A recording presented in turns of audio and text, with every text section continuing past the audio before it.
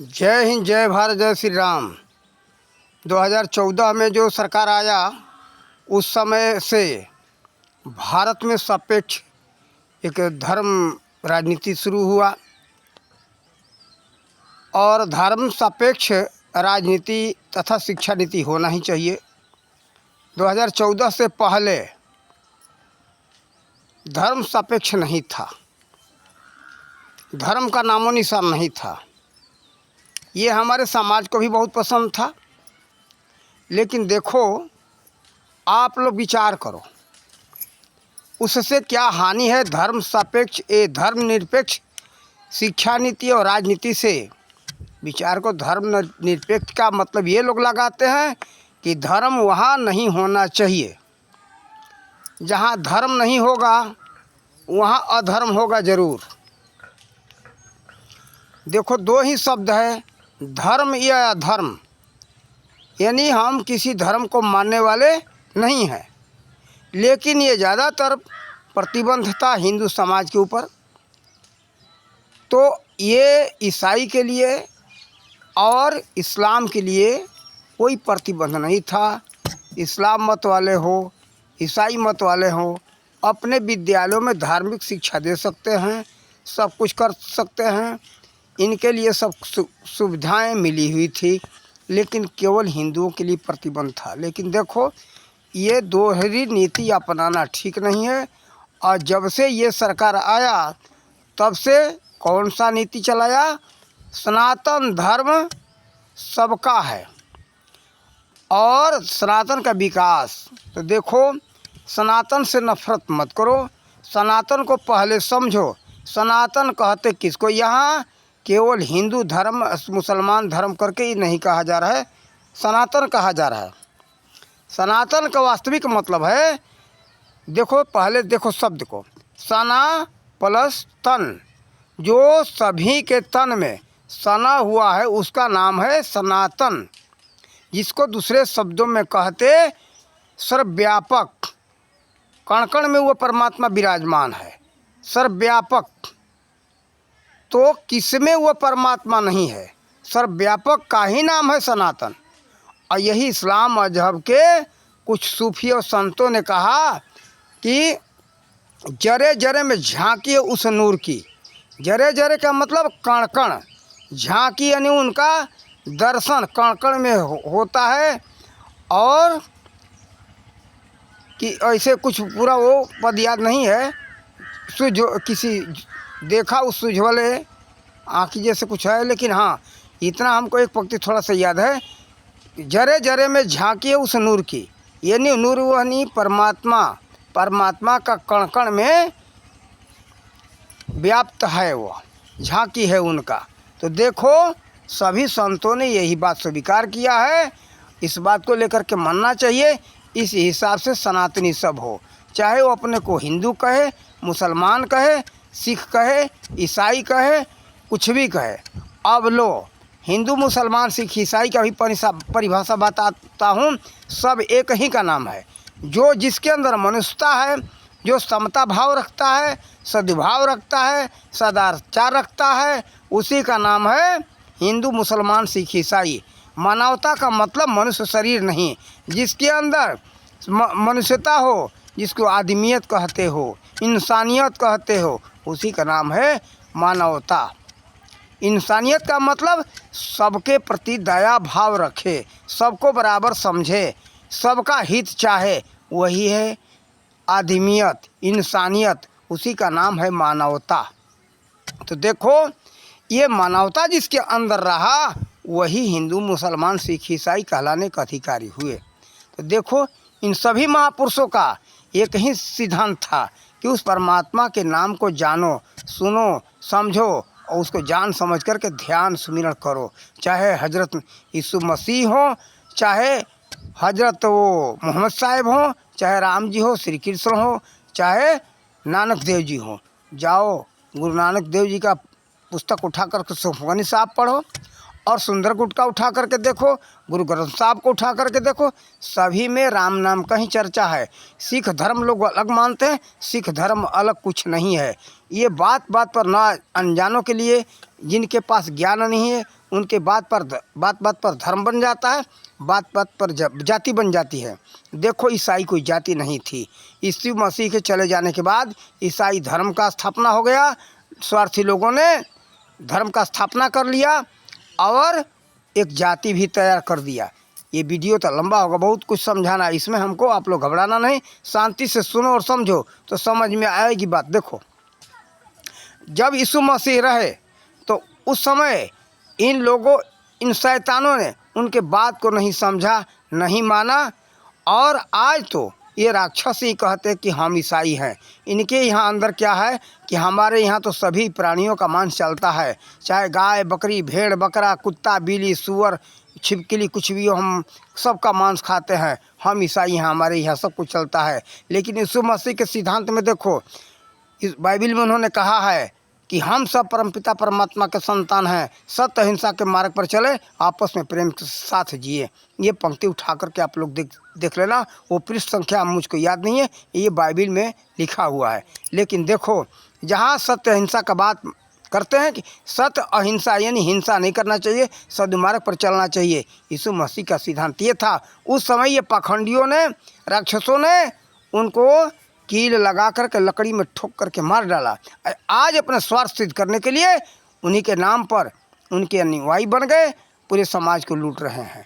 यही जो है सभी महापुरुषों के संबंध में बात हुई है। जब वो जीवित रहे, संसार के स्वार्थी लोग उनके बात को नहीं माने, फिर चले जाने के बाद उनके नाम पर पंथ संप्रदाय बना करके और अपना जीविका उपार्जन का साधन बना लिए।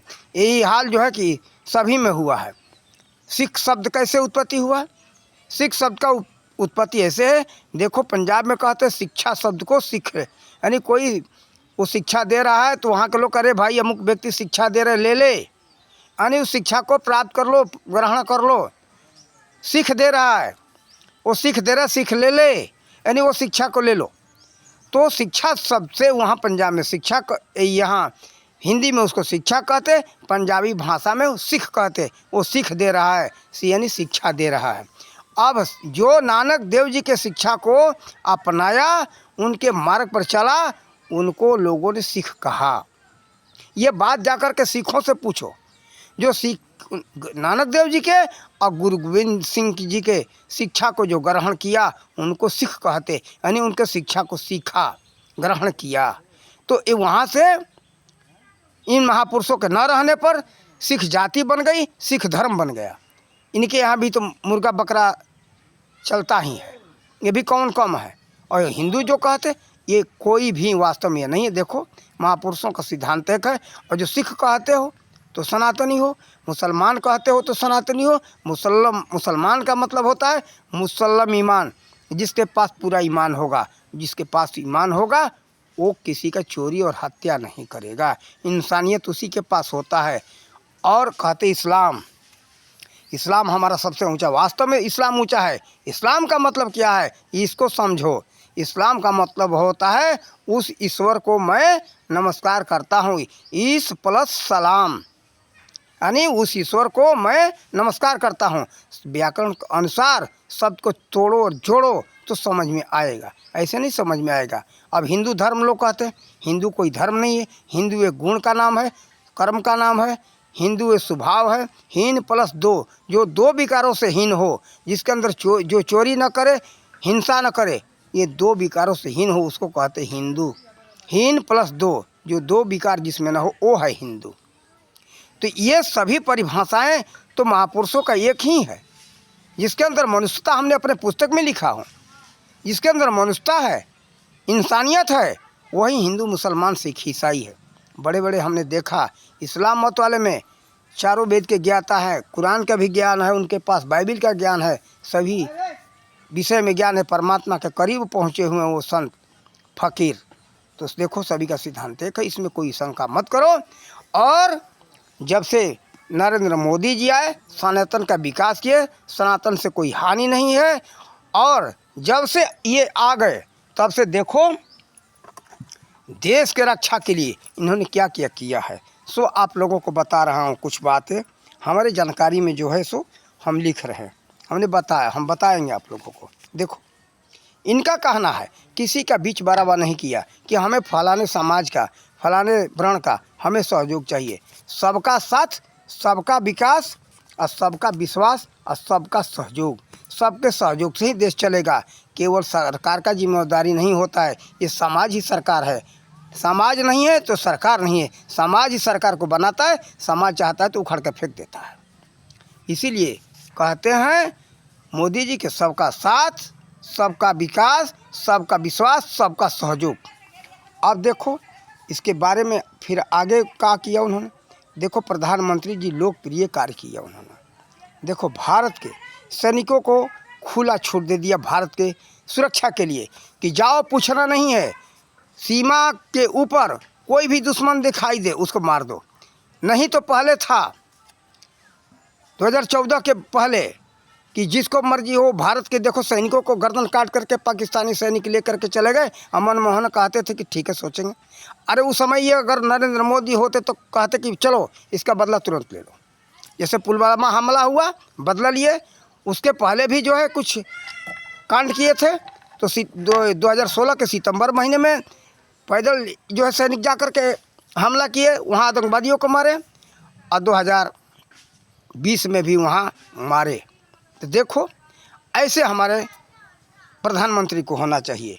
2 बार मुंह तोड़ नहीं, पाकिस्तान को कमर तोड़ जवाब दिया। तो ऐसे कमर तोड़ जवाब देने वाला हमारे देश का प्रधानमंत्री होना चाहिए, और किसी के बस का बात नहीं है। देखो सेना के साथ दिवाली मनाते, भारत का ही एक ही प्रधानमंत्री है कि इसका कोई परिवार नहीं है। हमारे सैनिक, हमारे सुरक्षाकर्मी, देश के जो रक्षक हैं वहीं हमारे परिवार हैं, हमारे भाई और मित्र हैं। वैसे तो पूरे परिवार, देशवासियों को परिवार कहते, हम सब उनके परिवार ही हैं, सब पूरे भारतवासी। लेकिन सैनिकों के साथ में दिवाली मनाते। हमारे और सभी जो अफसर हैं, सभी बड़े बड़े मंत्री और कोई भी है, सभी अफसर कर्मचारी जाकर के अपने घरों में, अपने बच्चों परिवार में जाकर के दिवाली मनाते। उनके भी माँ थी, माँ के पास नहीं जाते थे। भाई है, भाई लोग के पास नहीं जाते। उनके भाई परिवार, देश के जो दिन रात बर्फ़ में पड़े हुए हैं, जंगलों में पड़े हुए हैं, उनके साथ वो दिवाली मनाते हैं। ऐसे हमारे देश का प्रधानमंत्री है। देखो इसलिए क्या होता है, उनका मनोबल बढ़ेगा तो हम सबका रक्षा होगा, हमें भारतवासियों का। इस पर आप लोग ध्यान दो। देखो फिर जो है कश्मीर से 370-35 से हटाए, आ जा कर के देखो कश्मीर का विकास हो रहा है। पहले कुछ विकास नहीं था, वहाँ दिन रात खतरा बना रहता था और पत्थरबाजी होता रहता था, वहाँ लड़ाइयाँ चलती रहती थी। बस अशांति ही अशांति। अब शांति से कोई जा सकता है, घूम सकता है, और वहाँ विकास का कार्य हो रहा है। अब देखो आगे फिर भारत में सैनिकों के लिए हथियार दिए, लड़ाकू विमान दिए, हेलीकॉप्टर दिए तरह तरह के। अब तो भारत में आत्मनिर्भर बनाने के लिए किसी देश से हमें हथियार खरीदने की ज़रूरत नहीं है। हमारे देश में ही हम हथियार बनाएंगे, किसी देश से कोई लेने की ज़रूरत नहीं है। और विमान भी भारत में बनने लगा, जो कि तेजस विमान। आप लोगों को मालूम होगा कि विदेश, दूसरे देश वाले भी मांग रहे हैं कि हमको ये तेजस चाहिए। वो बहुत काफ़ी लड़ाकू विमान अच्छा है, लड़ने में सक्षम है, इसलिए विदेश भी मांग कर रहा है। देखो सैनिकों को पहले वर्दी अच्छी नहीं थी, बुलेट प्रूफ जैकेट नहीं था, बर्फ़ों में रहने के लिए सुविधा नहीं था। और मोदी जी आए तो बर्फ़ों में रहने के लिए चीन के बॉर्डर पर, वहाँ लेह लद्दाख में भी रहने के लिए सुविधा बना दिए। जाओ वहीं शांति से रहो, सारा सुविधा दे दिए, जिससे कि हमारे देश का सुरक्षा हो सके। तो देखो ऐसे इन्होंने कार्य किया है। फिर बुलेट प्रूफ जैकेट दिया सेना का सुरक्षा के लिए। और सीमा पर, भारत सीमा पर, भारत पाकिस्तान और चीन के सीमा पर रोड बनवाए। वहाँ जहाँ पहाड़ों में रास्ता नहीं था, वहाँ सुरंग बना करके रास्ता दिए, ताकि हमारे सैनिक जा कर के देश का सुरक्षा आसानी से कर सके। उस बॉर्डर पर घूमते रहें, उनके आने जाने का रोड रहेगा, सुविधा रहेगा तो जा सकते हैं। फिर जो है कि बच्चों को आत्मनिर्भर बनाने के लिए 0 ब्याज पर वो पैसा दे रहे हैं। क्यों? कि भाई पराधीनता मत स्वीकार करो। अरे शर्म नहीं आता है?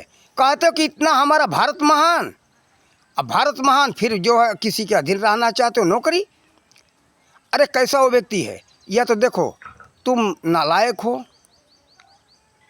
कि नौकरी मांगते हो, आलसी हो, या तो लुटेरे, दो में से एक हो, हम ये कहेंगे।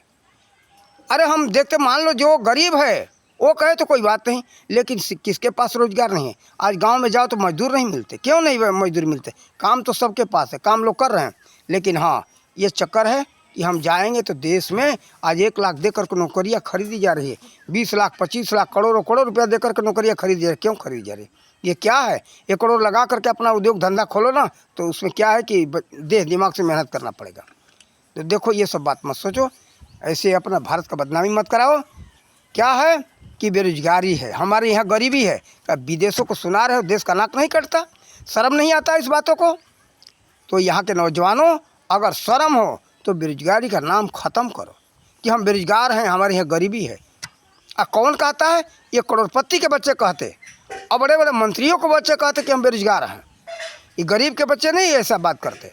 गरीब के बच्चे तो जो ना कुछ अपना काम लेकर के, उद्योग धंधा छोटा छोटा लेकर के मेहनत मजदूरी करके अपना खर्चा चला रहे हैं। लेकिन जो लखपति करोड़पति हैं वही बच्चे कहते हैं कि हम बेरोजगार हैं। फिर बड़े बड़े मंत्रियों के बच्चे कहते हैं कि हम बेरोजगार हैं, दूसरा गरीब लोगों के बच्चे नहीं कहते। तो ये जो है देश के लिए कलंक है, बदनामी हो रहा है, ऐसा मत करो। फिर ये कौशल विकास योजना चला है, मुफ्त में चल रहा है, जिसको जाकर के जहाँ कौशल विकास केंद्र खुला हुआ जाकर के प्रशिक्षण लो, कुछ कार्य सिखाया जा रहा है ताकि अपने घर में अपने गांव में रह कर के कार्य कर सको, नौकरी के लिए आश्रित न होना पड़े। पैसा भी दे रहे हैं। अब क्या करें, पहले तो ऐसा सुविधा नहीं था। गरीबों के लिए पैसा दे रहे हैं कि अपना दवा करा लो, 5 लाख रुपए का कार्ड, 5 लाख रुपए से सुन रहे हो कि 10 लाख होने वाला है। तो देखो आयुष्मान योजना के अंतर्गत कार्ड भी बन रहा है। अब पैसे के लिए कोई कमी नहीं है, सबको राशन मिल रहा है, घर घर शौचालय मिला, और सिलेंडर मिल रहा है, और अनाज मिल रहा है, अभी मिलने ही वाला है, मकान दिया, सब कुछ दे रहा है मोदी जी ने। और पहले तो भी आता था, लेकिन वो पैसे मकान बने चाहे ना बने, सब प्रधान इत्यादि गांव के जो सरपंच होते, प्रधान मुखिया कहीं कहते, ये सब अपने इधर उधर बांट चुट के खा जाते थे। कहीं काम हुआ, थोड़ा थोड़ा नहीं हुआ, ऐसा होता था। लेकिन अब वो बात नहीं है, लाभार्थी के सीधे खाते में जाता है। ये मोदी जी का ऐसा देन है, ऐसा सुविधा उन्होंने बनाया। फिर देखो कोरोना के समय में सबको दवाइयाँ मुफ्त में, इंजेक्शन लगा फ्री में, 2 इंजेक्शन लगे। फिर जो है नल जल योजना, शौचालय इत्यादि सबको मालूम ही है, सबको मिला। फिर जो है भारत को गुलामी के जंजीर से हटाने के लिए अंग्रेज़ों के वो जो नियम गलत था उसको हटाए, और हटा रहे, अभी हटाएंगे। जो नियम गलत है भारत के हम लोग को शासन के लिए था, देखो न्याय व्यवस्था नहीं था, वो भारतीय दंड संहिता था। अब बना भारतीय न्याय संहिता, न्याय नहीं, उस समय दंड संहिता था, भारतीय दंड संहिता। वो कब लिखा गया था? 1860 में। वो आप लोग उठा करके देखो, भारतीय दंड संहिता है, 1860 में लिखा गया है। तो 1860 का ही दंड संहिता भी चल रहा था, उसको अब बदल करके भारतीय न्याय संहिता किया गया। तो देखो ये है जो सब गुलामी की निशानियां हटाई जा रही है। उस समय था कि भारतीयों को सताओ, दंड दो, लेकिन उस समय न्याय नहीं था, अब न्याय की प्रक्रिया बन गई। अब उस समय निश्चित नहीं था कब फैसला हो, मुद्दई मुद्दाले, फर्स्ट पार्टी सेकंड पार्टी दोनों मर जाए, फैसला चलता, मुकदमा चलता रहे, वो फैसला कब होगा पता नहीं, लड़ते रहे। तो देखो अब वो नहीं है, कठिन से कठिन, बड़ा से बड़ा मुकदमा 3 साल के अंदर समाप्त हो जाएगा, ऐसा नियम बन गया। ये मोदी सरकार लेकर के आई। तो देखो ऐसा आप लोग विचार करो, ये सरकार अच्छी है, और धर्म के नाम पर, जाति के नाम पर मत तोड़ो। ये सबके लिए सनातन के तरफ विचार करना हमने संकेत दे दिया है। फिर और बताएंगे इसके बारे में वीडियो के अंत में। फिर देखो सबसे बड़ी बात है G20 सम्मेलन, विश्व में कई देशों में होता था। G20 सम्मेलन ये भारत में 2 जगह हुआ, जम्मू कश्मीर में हो गया, दिल्ली में हुआ। आप लोग को सब पता ही है, कारण कि सब लोग देख ही रहे हो। और 500 बरस की लड़ाई जो चल रही थी राम मंदिर का, वो समाप्त करके वो राम मंदिर भी बना दिया। ये नहीं होते तो राम मंदिर बनने वाला नहीं था। वो सबके लिए, राम सबके हैं। ये मैं नहीं कहता हूँ कि हिंदू के लिए। वो आज मुसलमान भी स्वीकार करने लगे कि हमारे पूर्वज थे, कुछ लोग स्वीकार किए, और सब लोग देखोगे तो सब लोग भारत के हो, यहीं के हो, आज जो इस्लाम को स्वीकार किए हो। किसी भी तरह से स्वीकार करो, किसी दबाव में आकर करो या प्रेम से करो या तलवार के बल पर करो, किसी तरह से स्वीकार लोगों ने किया। लेकिन सब जो हैं यहीं कि हिंदू समाज के थे, सब भारतवासी थे। यहाँ कोई अरब से नहीं आया था। अरब से कुछ लोग आए थे, वो यहाँ ऐसे चापलूसी करके औरंगजेब ने सबको ऐसा कर लिया, और कुछ ऐसे यहाँ बादशाह हुए जो कि यहाँ के भारत को लोगों को इस्लाम स्वीकार करवाए। इसके विषय में इतिहास से आप लोग पता करो, कुछ तो मुझे मालूम है, लेकिन इस वीडियो में छोटे से कहाँ तक बताऊँ। देखो, पूरे संसार में नाम ऊंचा हुआ आज भारत का, किसके चलते? नरेंद्र मोदी का देन है। आज जहाँ जाओ नाम हो रहा है, नहीं तो पहले इसी भारत को नीचे दृष्टि से देखते थे विदेशी। आज उन्हीं का देन है कि विश्व में नाम ऊंचा उठा है। तो देखो, इनका काम तो अनगिनत है। हम एक छोटे से वीडियो में कहा गिनती कराएं। अगर गिनती कराने लगे तो आप लोग देखना भी बंद कर दोगे, तो बंद करो। लेकिन हाँ, ये मुख्य कार्य का हमने गिनती कराया है, सबके सुरक्षा के लिए। सब देखो, क्या आप लोग देखना, किसी के प्रति भेदभाव है? किसी के भेदभाव करते? जो कोई भी योजना है सबको मिलता है, सबको बराबर मिलता है। ये नहीं है कि अमुक व्यक्ति को दे दो, ये मत सोचना। और अब समझा दे थोड़ा सा, सनातनी सब हो, ध्यान देना। ईश्वर को मानते हो ना? ईश्वर को मानते हो और जानते हो तो ईश्वर ही सर्वव्यापक है। उसको खुदा कहो, गॉड कहो, अल्लाह कहो, हया कहो, रूबी कहो। अरबी भाषा में रूबी कहते, बर्मा भाषा में फया कहते, गॉड कहते इंग्लिश में, और उर्दू में खुदा अल्लाह नाम है। अल्लाह का इसका शब्दों का अर्थ भी समझा दो। राम, राम का मतलब है सब में रमण करने वाले को राम कहते हैं। राम दशरथ नंदन की बात हम नहीं करते, जो सर्वव्यापक सत्ता है उस ईश्वर की बात करते हैं हम। ऐसे तो राम तो लाखों हैं, क्या उन्हीं राम के थोड़े हम बात करते? आज भी दशरथ, उस समय दशरथ नंदन थे। आज तो भारत में ही नहीं पूरे विश्व में पता नहीं कितने लाख जो है राम है। तो उस राम की बात नहीं करते, ईश्वर की तरफ संकेत दे करके। राम जो सब में रमण कर रहा है, सर्वव्यापक है, उसका, उस राम का जो घट घट में व्याप्त है, उस राम की चर्चा कर रहा हो। तो वो राम जो है सब में रमण करने से, जो सब में रमण करता है, इसलिए राम नाम है। अल्लाह का मतलब सब में रहते सबसे अलहदा है, इसलिए उसका नाम अल्लाह है। खुदा का मतलब है जो खुद व खुद है, उसके अलावा संसार में कुछ है ही नहीं, इसलिए उसका नाम खुदा है। और वास्तविक बात है, जो सब लोग ये मानते हो कि एक है, वास्तव में सभी धर्म ग्रंथों में है बात यही।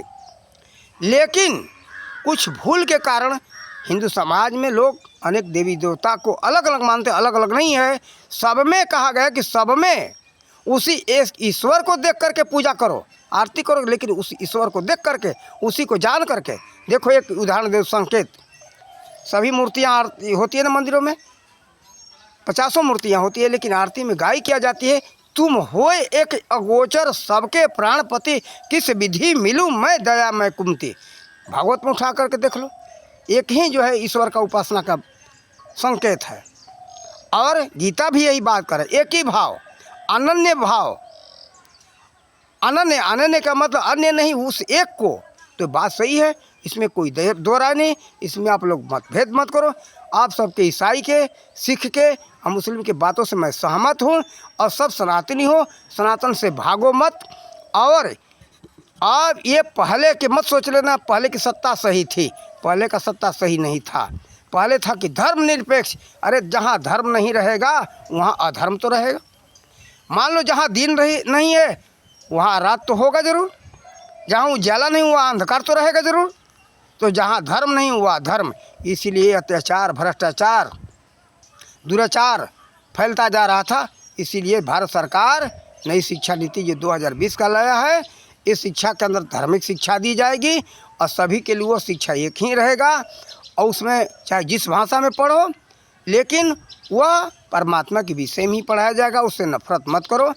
अरबी में पढ़ो, उर्दू में पढ़ो, इंग्लिश में पढ़ो, गॉड कह कर के पढ़ो, अल्लाह खुदा कह कर के पढ़ो, आप सबको वही पढ़ने को मिलेगा। इसलिए भड़को मत, डरो मत, भागो मत, सब लोग उसको स्वीकार करो और इसको समझो। सनातनी, सनातन प्लस तन, जो सिख है वो भी इससे अलग नहीं है, वो भी सनातनी है। जो ईश्वर को जो मानने वाले हैं, जानने वाले हैं, वो ही सनातनी है। अब आगे परमात्मा के संबंध में, परमात्मा जो परम स्वतंत्र आत्मा है उसका नाम है परमात्मा। परम पिता यानी स्वयं सबका पिता है, उसी का नाम है परम पिता। ईश्वर, ये जो ईश्वर में चल रहा है इसमें सब कण कण में विराजमान है ईश्वर, इसी का नाम दिया गया है। तो ईश्वर शब्द और इसके ऊपर में बहुत लंबा हो जाएगा, इसलिए हम यहीं आप लोग को अगर अच्छा लगे तो इस वीडियो पर टिप्पणी करके हमें संदेश देना, हम इससे भी अच्छा वीडियो बनाएंगे।